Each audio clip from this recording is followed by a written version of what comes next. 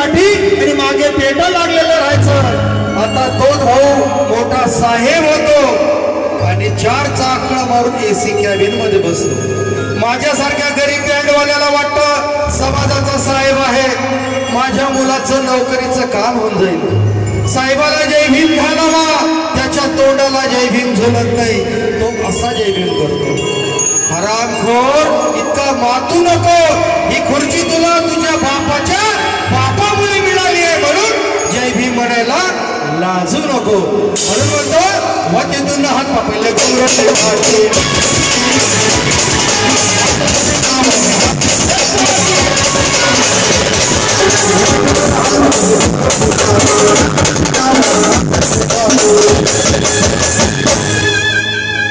हात मस्तरी